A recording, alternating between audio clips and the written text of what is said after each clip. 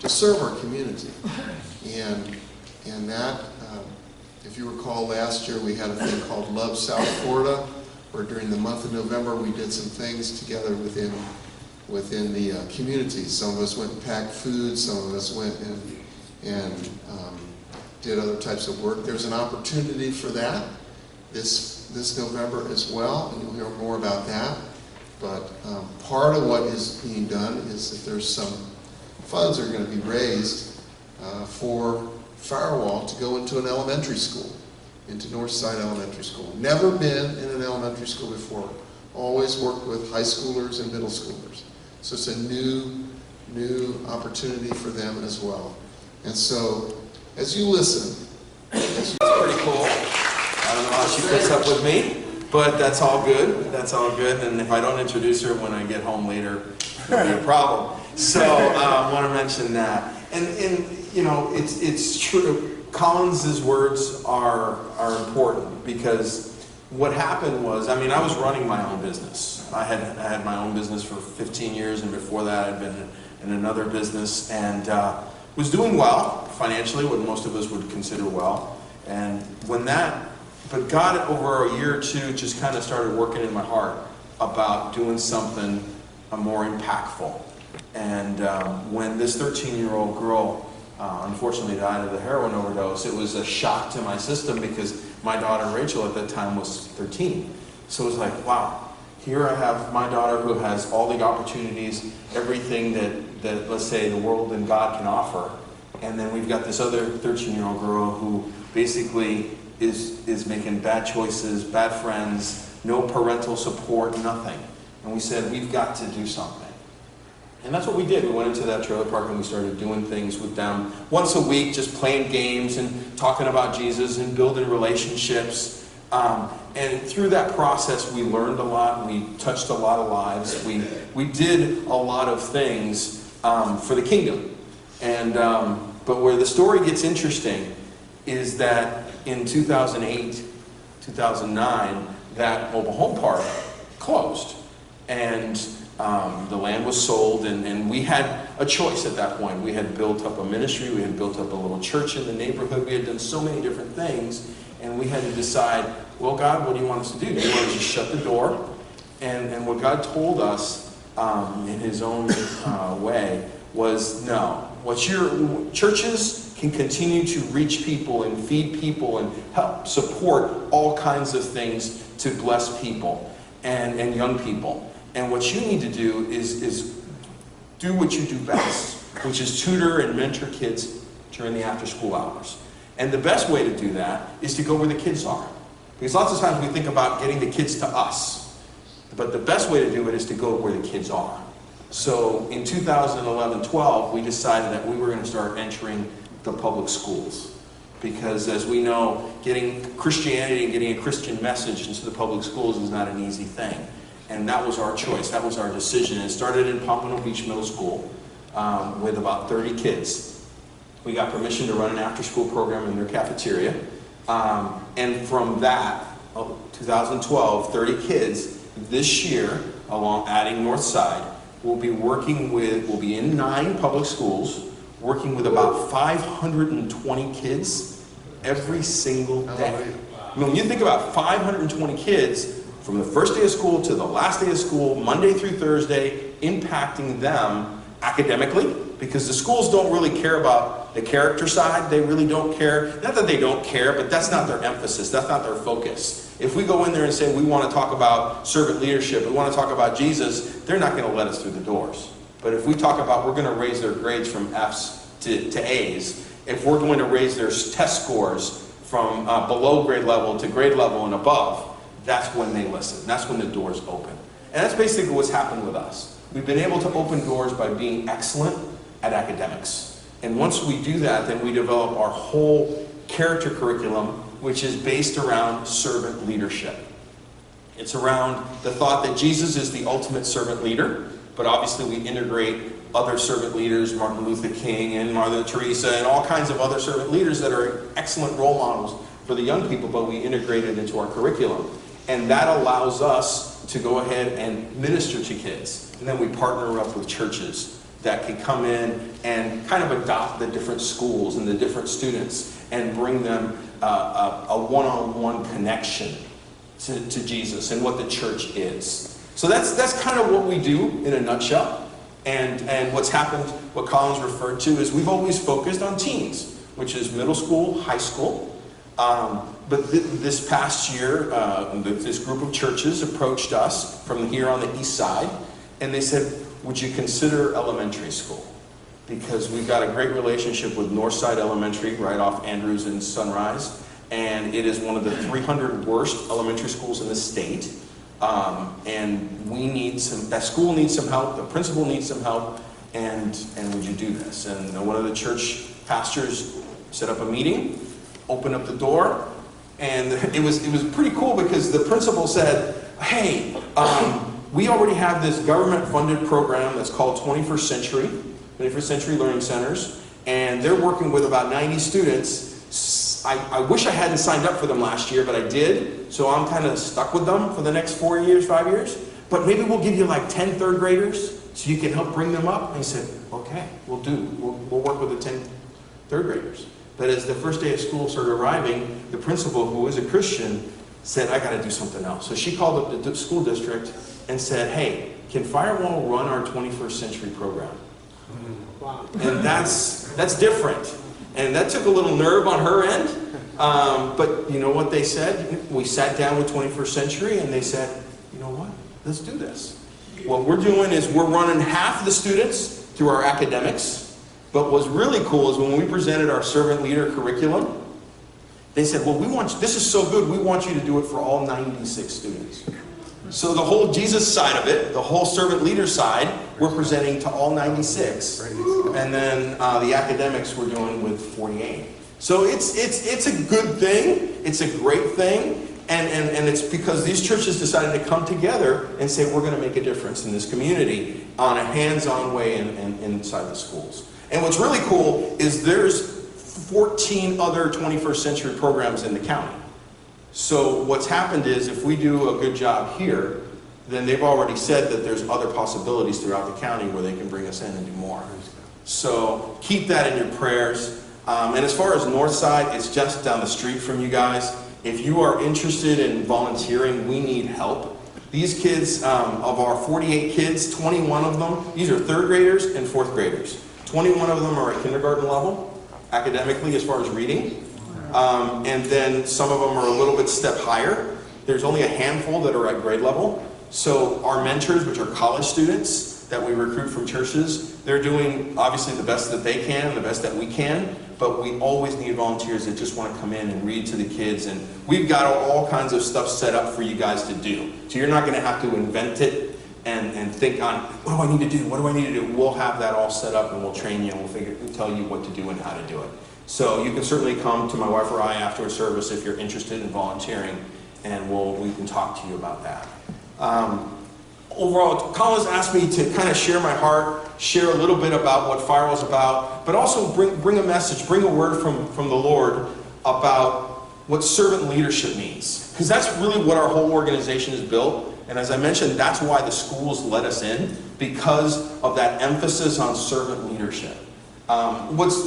Each and every one of us in our own circle of influence, we always think about how can we reach our family members. I had a man here talk about apologetics, how we can strengthen our faith. But the bottom line is, if we want to reach our neighbors, if we want to reach our family, if we want to reach our friends, we want to reach the world for Jesus, then how do you do that? And lots of times we think, oh, it's bring them to church. But there was a study done by the Navigators that talk a lot about, they're obviously very evangelistic in training people and reaching people for Jesus. And they came up with a number that says only 1 in 10 people that come to Jesus because somebody brought them or they came to church. The other 9 out of 10 come to Jesus through a friend, through a family member, through their workplace. Somehow they're reached by others there. And that's what our focus needs to be, is reaching people where they are. Just like we went to the kids, instead of having the kids come to us, we as the church can't expect people to come to us. We need to go to them. And we go to them through our workplaces, through our schools, through every part of who we are and what we do. And I would say in the United States, it's really hard to make a case that people haven't heard about Jesus. Now, what it isn't very hard to do is to say that they haven't seen Jesus lived out in front of them. A very sad story of our world. Yes. Not a lot of people are living Jesus every single day. And servant leadership is nothing more than living Jesus every single day. We live in a fallen world. We live in a world that every day is heading in a worse direction. I mean, as you turn on TV, even kids shows, they're directed at things that, at least when I was a kid, I wouldn't even think about some of these things. I mean, it's just, everything is acceptable. Everything is okay. If it feels good, do it. That whole mindset is just permeating everything, that whether it's the music, the media, the TV, you know, whatever it is. And unfortunately, as people look at the church, you know, that you see a lot of people that may have some religiosity, some false piety, and all that does is bring people further away from Jesus. So what we've got to do is we've got to establish some sort of a method, some sort of an approach, some sort of a moral authority that people come and look at us and say, I want to be like them. I want to be, there's nothing more impacting than when you can turn around and say, they are a real Jesus follower. I want to be like them. They're the ones that have impacted me. So what I'm talking about is leadership. We have to be leaders. We can't just be talkers. We have to be doers. And in Jesus' time, there was a lot of people that were very religious. There was Pharisees and there was the Sadducees. There was a lot of people that were religious leaders, but they were not living what they were preaching. So when the people would listen to them, they looked at it, and it's like the old Charlie Brown, wah wah, wah wah, wah wah, Yes. wah wah. You know, it wasn't getting into their head.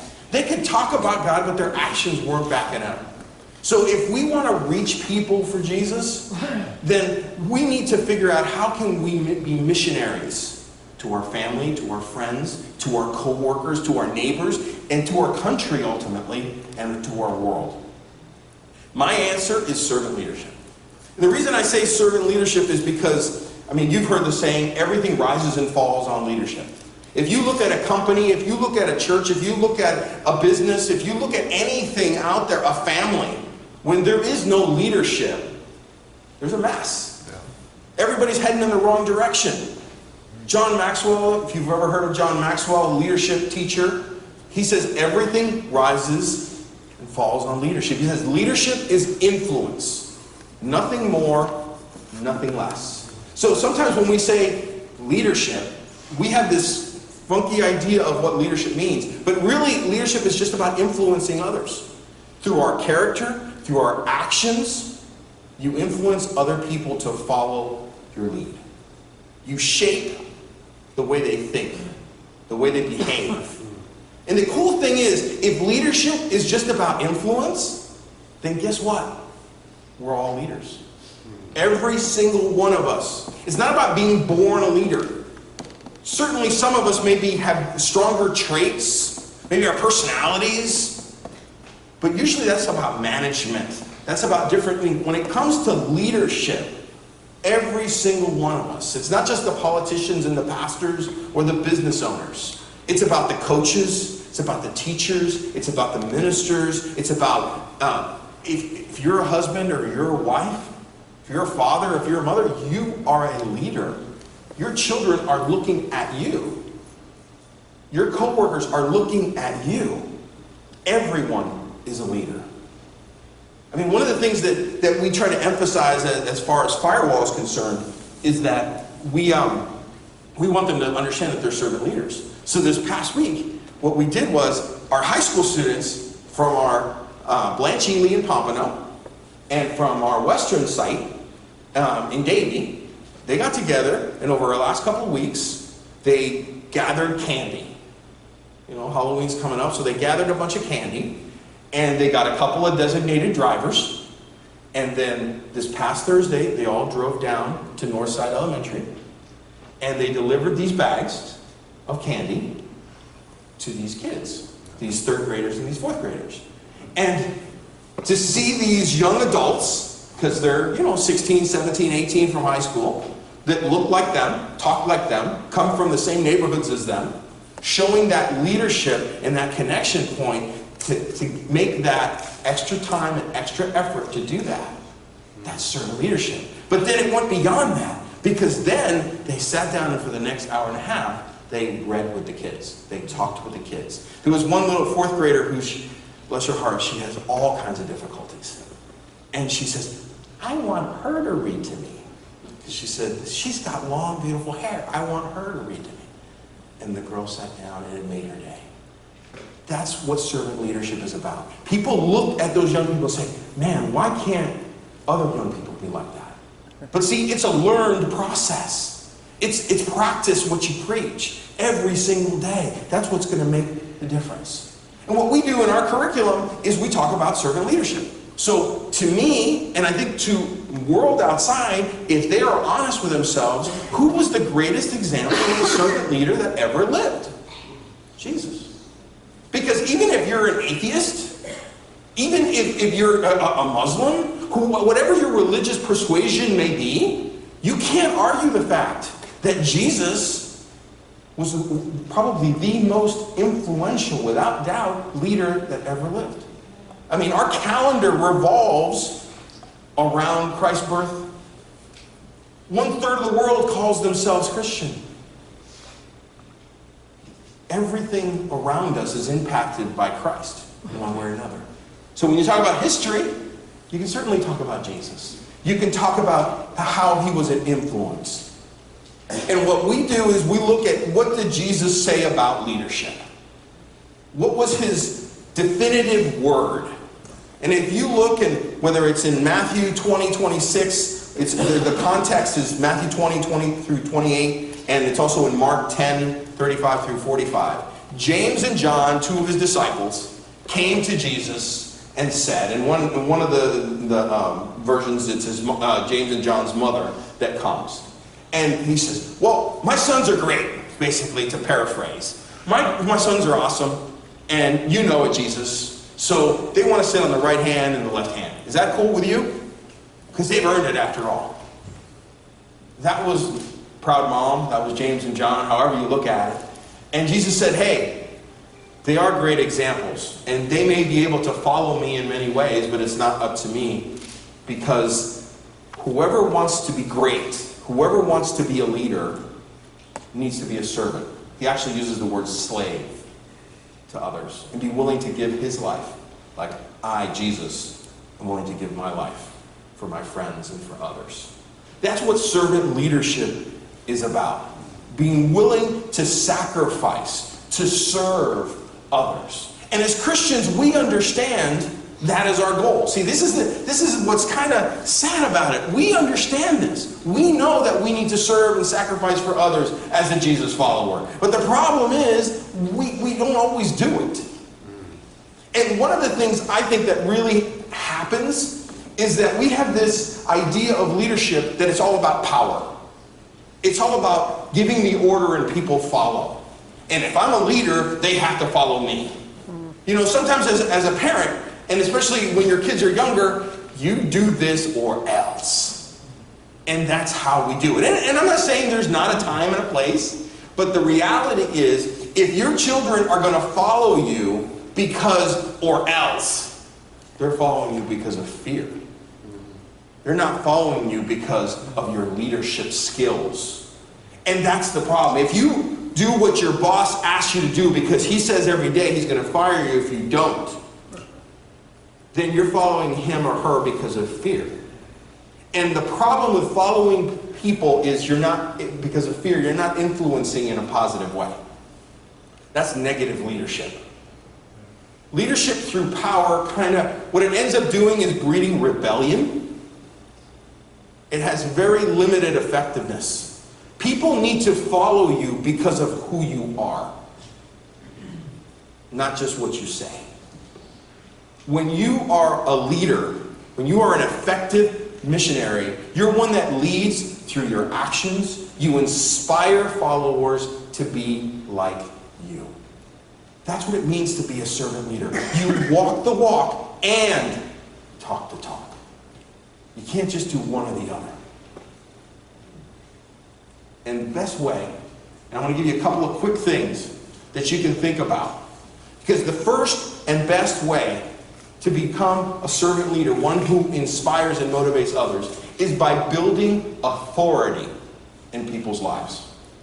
Now, authority is not about power. See, on the Sermon on the Mount, you've all heard Jesus' Sermon on the Mount. It's amazing. He spoke about everything. He threw people for a loop with his interpretation of the Scripture. And then at the very end, what it says in Matthew 7, 28, 29 says, when Jesus had finished saying these things, the crowds were amazed at his teaching because he taught as one who had authority and not as their teachers of the law. He wasn't wah-wah, wah-wah, wah-wah. They heard every word and they said, man, this man has something different. This man is somebody that we need to follow. This is someone we want to be like.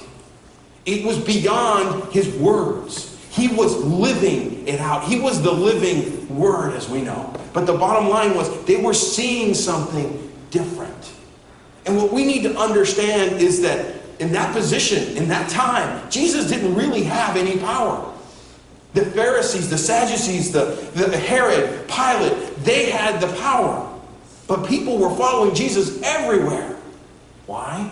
Because of who he was. His character, his caring, the love that he showed for others, the fact that he would take the time to minister to all, whether they deserved it or not. See, that's what servant leadership is about, is sacrificing time, your effort, everything about you. And that's what's going to build authority around you. Where people look at you and they follow you, not because of anything, but except who you are. They see it. You're influencing them by being a living example. They see that peace in your life. They see that joy that surrounds you. And then they say, I want to follow you. If you do that, you're going to have an impact on your family and your friends and your workplace and everything else about you. I mean, my mom's older now. And when I was younger, my mom could say, do it or else. And she'd be, and maybe some of you parents. But I'm an old man now. If my mom says I'm going to go, it's not going to affect me. It's not going to work with me.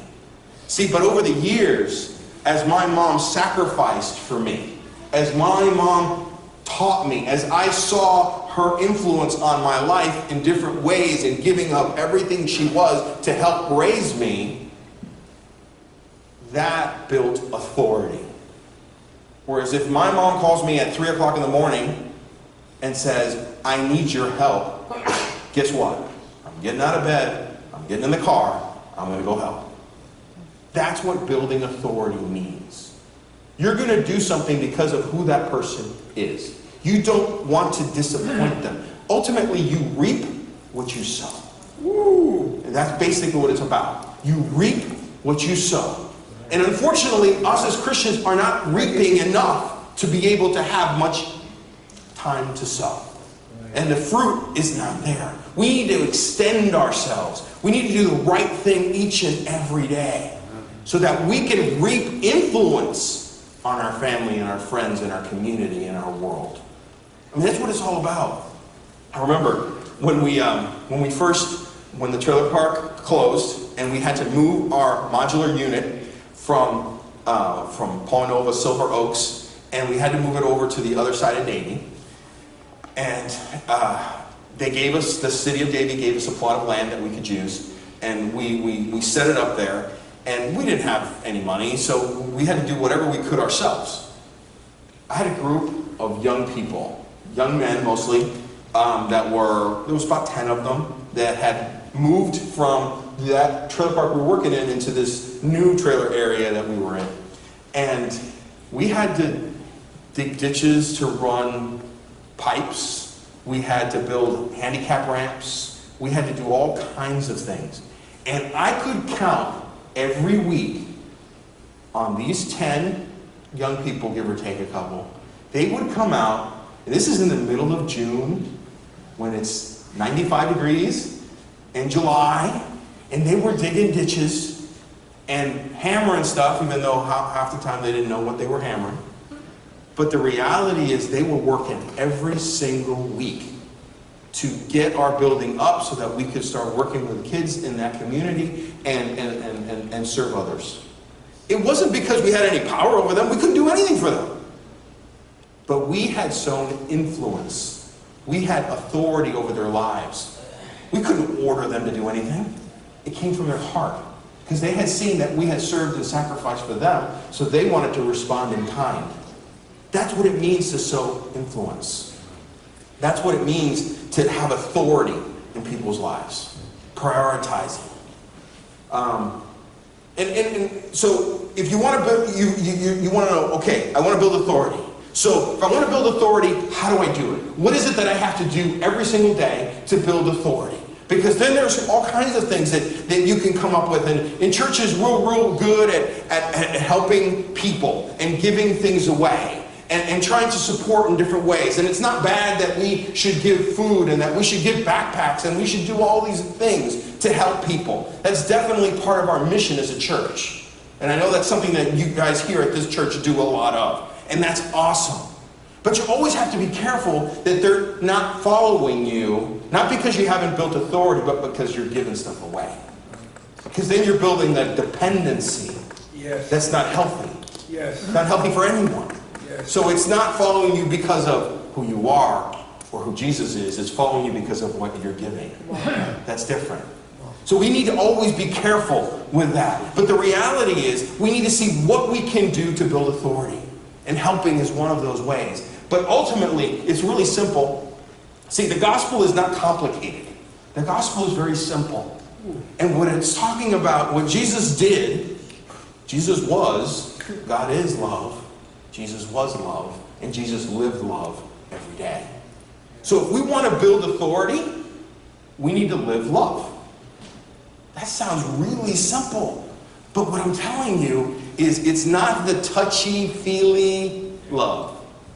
Not this romantic stuff you see on TV, the old gushy thing. If I knock on my neighbor's door and I say, I love you, man, come to Jesus, they may arrest me. That's probably not the best approach. See, my thing is, and I'm a very logical person. I'm a business. I got a business thing in my head, and I'm thinking always steps and how do we get this stuff and analytical and all this kind of stuff. So touchy-feely, and I know for wives we have to be touchy-feely. We have to do what we have to do. We have to have date night. We have to do all these wonderful things. But ultimately, there has to be a logical process. And to me, that word love has lost its meaning in our society today. It's just a word. It really doesn't mean a lot. But see, to me, love is not an emotional word. Love is a verb. It's an action word. Love is not a feeling. Love is a choice. And we need to choose to love. The reason divorce is everywhere, now people don't even get married, is because, you know what? Everybody's got this romantic Hollywood version of what love is.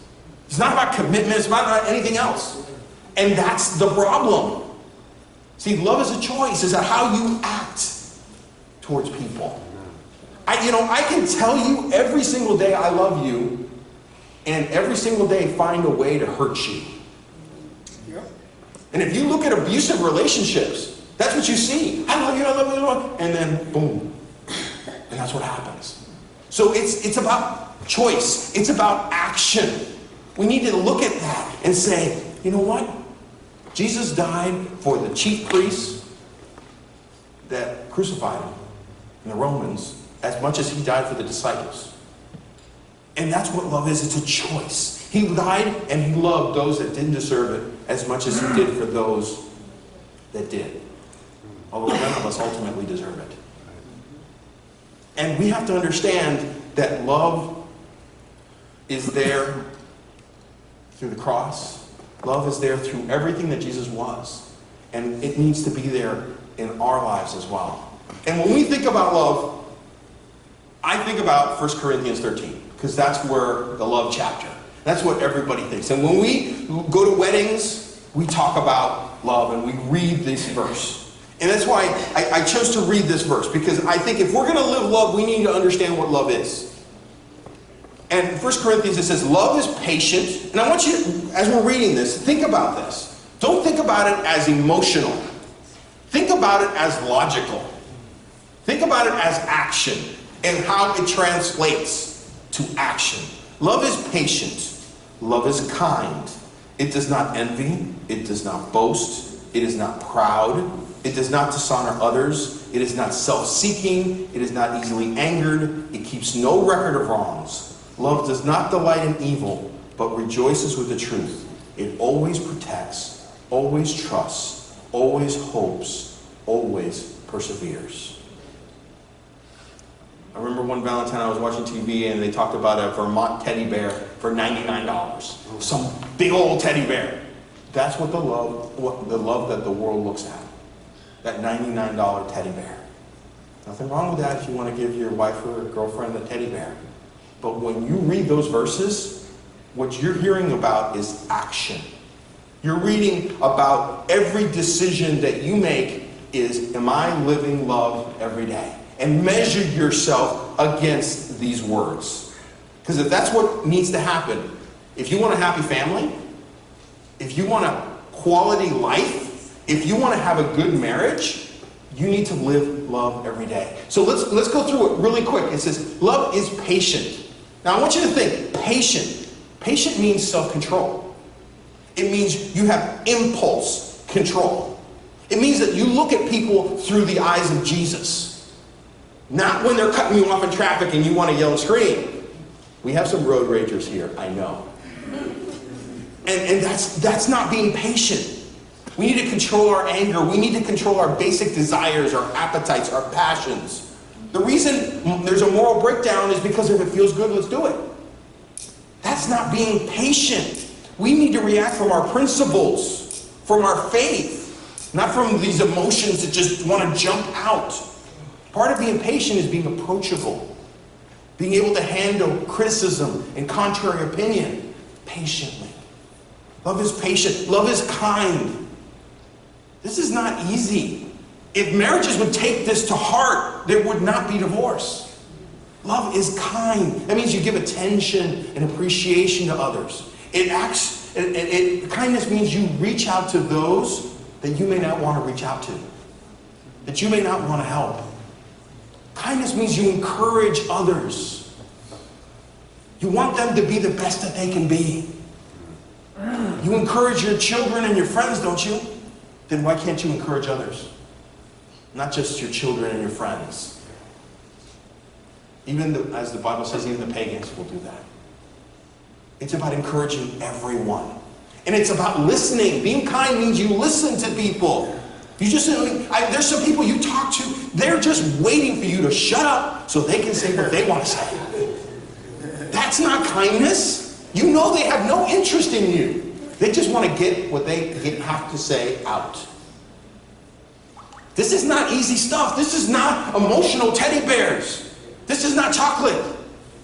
This is action. What does it say next? It does not boast. It is not proud. It means love is humble.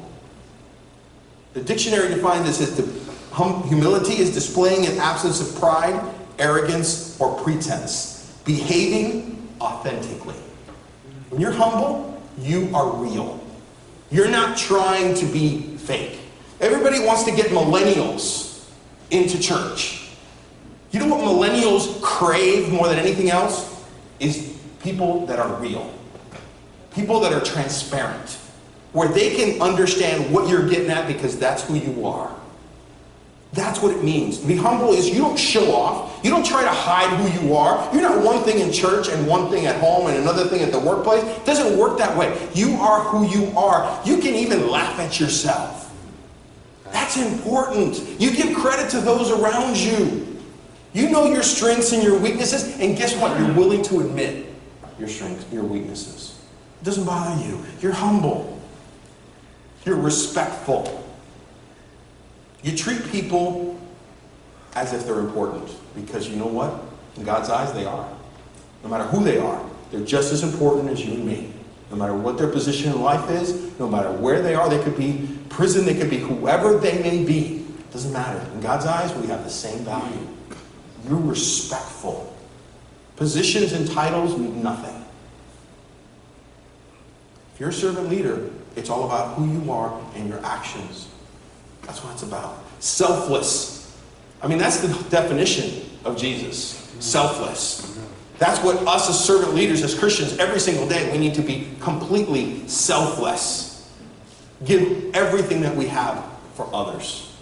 Forgiving. People make mistakes. Don't hold grudges. You've all heard that. And when you hold grudges, you're giving those people control over who you are and what you do. You're just hurting yourself. You're not hurting them. Don't hold grudges. Be forgiving. It doesn't mean that people can walk over you either. That's not what it means to be forgiving.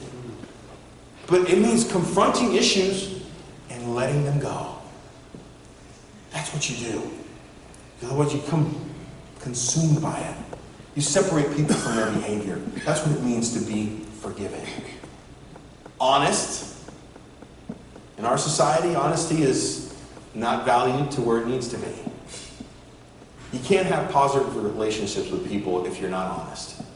If you don't have that as a part, the number one item on your agenda. Organizations, if you ever built a business, honesty needs to be at the center of it. Sometimes when you look and you see a family, and you see parents, and you see them in church, and you see, wow, that's a great family. But then you see that they've got 5 kids, and none of those 5 are serving Jesus ever.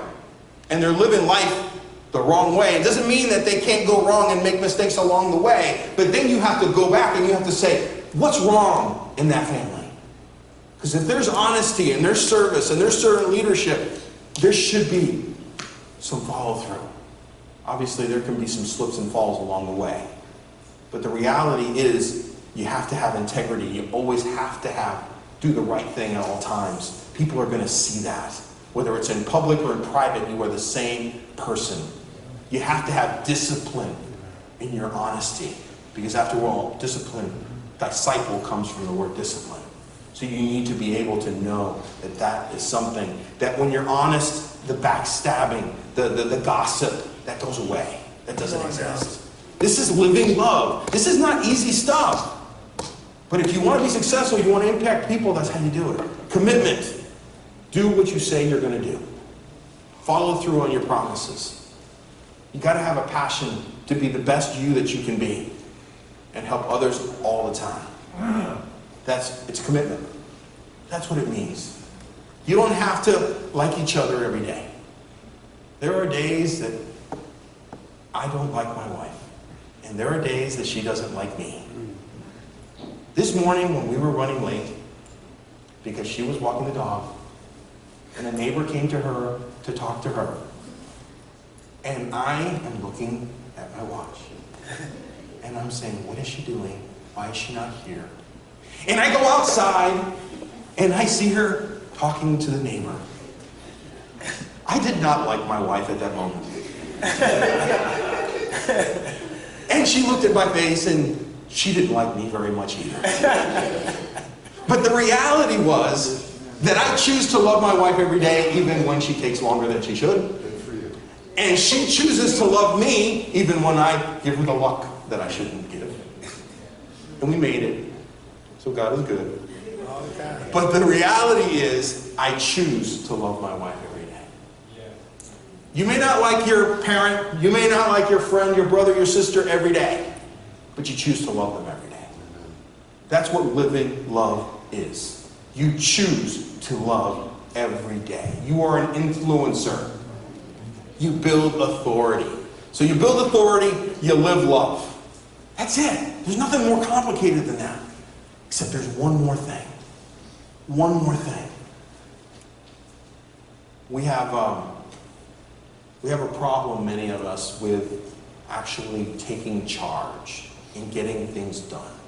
We talk about it, we think about it, we pray about it, but then when it comes time to doing it, we have a problem. So my last little point here is we need to take charge. It's really simple. You have to, God built us with the ability to choose. And we need to choose to love by choosing to take charge. In John chapter 5, starting at verse 1, it says, "Afterward, Jesus returned to Jerusalem for one of the Jewish holy days. Inside the city, near the sheep gate, was the pool of Bethesda, with 5 covered porches. Crowds of sick people, blind, lame, or paralyzed, lay on the porches. One of the men lying there had been sick for 38 years. When Jesus saw him and knew he had been ill for a long time, he asked him, 'Would you like to get well?'" Now, think about that. I mean, as I'm standing here, Jesus, that's kind of a dumb question, isn't it? Would you like to get well? You've been paralyzed for 38 years? And his response was, "I can't, sir." The sick man said, "For I have no one to put me in the pool when the water bubbles up. Someone else always gets there ahead of me." Jesus told him, "Stand up, pick up your mat, and walk." Instantly, the man was healed. I mean, it does seem like a question, of course I want to be healed. That makes perfect sense. But we're dealing with students every day. And the student gets an F. And we ask the student, "Do you want to get an A?" Do you think the student's going to say, "No, I want to get an F"? The student says, "No, I want to get an A." But the problem is, guess what? They're not willing to take the time to study, to make it a priority. They're not willing to sacrifice their time from their friends, from their TV, from their music, from anything to get the job done. They're only willing to whine about it, complain about it, make excuses about it. So it seems like a dumb question, but it really isn't. Well, for some of us that may need a job, do you want a job? Of course I want a job. Well, my question is, are you networking? Are you going out there, knocking on doors, beating the bushes, as they say? Are you applying everywhere? Not just, "Oh, I emailed 3 applications." Did you actually go and talk to people and apply in person to see what you could do? Did you maybe learn new skills that make you more hireable? So I guess the question isn't so dumb, do you want a job? It requires action. Hey, do you want to be a better parent? Oh, of course I want to be a better parent. Are you spending time with your kids instead of on yourself? Are you reading to them if they're younger? Are you going out with them? Are you showing them, giving them the time, impacting them in everything that you do? Well, maybe it's not such a dumb question. Do I want to be a better parent? Because lots of people don't prioritize that. It all comes down to choices. If we choose to take charge. See, some people they prefer to have people feel sorry for them than to go out and get a job. They prefer to get a lot of attention, the kids, and misbehave rather than take the time to study. People have you ever met people that just love to have a pity party around them? Yes. Amen? Because it's the truth. Rather than taking those actions, taking charge, living love, building authority, they choose not to. Because they enjoy these other things that are not anything to do with what Jesus wants us to do. You need to make the changes to be a better servant leader, to be a better person, to be a better Christian. And here's the thing. Until you say, "I'm sick and tired of the old me, and I need to make a change," you're not going to. You can read your Bible all day. You can pray all day. But Jesus wants us to take charge. And it's an incremental thing. It's like working out. If I started to work out, heaven forbid, it's not going to happen overnight. In my case, it could take decades. But the reality is that it's a process. It's the old expression, no pain, no gain. Whether it's exercise, sports, diet, relationships, they all take work. It's a process. And what you need to say, this is the saying you need to stick with you when you go home. If nothing else you remember about this is, I am not what I want to be. Because none of us should be what we want to be. Because we're shooting for Jesus-like perfection. And we can't ever reach there. So every day we're trying to improve. I am not what I want to be. But you need to be able to say, but I'm not what I used to be. Yes. You're getting there. It's one day at a time. If you do that, you're going to change the world. You're going to change your world. You're going to change those around you. People are going to look at you differently. You're going to be a servant leader. You're going to be an influencer of your family, your friends, your workplace, everywhere you go. That's what it takes to be a world changer. So do that. It'll make a difference. So that's my message. Servant leadership. Servant leadership changes the world. Servant leadership changes your neighborhood, your family, your friends. So I just want to take this time, and I'm not sure exactly how you guys do it here, but I wanted to take a time to pray. And maybe as I'm, if you can all maybe just stand with me, and let's just pray together. Pray together that God moves in our lives. That He becomes that we become the leader that He wants us to be. That we need to be for our family and for our friends. Dear Father in heaven, you are an awesome God, and we love you so much. We want to thank you for this opportunity that we've had this morning to listen to your message, to listen to your word, to listen to what you have for us, Lord. And what we ask this morning, each and every one of us individually, is where are we falling short? Where are we today? But also, Lord, help us get to where we want to be tomorrow. So this morning, Lord, each and every one of us, let's look at ourselves and our lives and our choices and those around us, those that we want to impact for you, those that we want to work better with and love more, our families that we want to have a better relationship with. As we think about those people right now, Lord, we ask for your wisdom, we ask for your direction, we ask for your strength and your power and your grace and your favor to be able to be a better example, be a better influence on them. So Lord, this morning we ask for your help. We can't do this on our own. We're weak. You are strong. So Lord, this morning, come into our heart, change our life, change our mindset. Help us to understand what you've done for us and that we need to pay it forward to others so that they can get to know what an amazing God you are. We love you, Lord. We thank you. In your name we pray. Amen. Amen.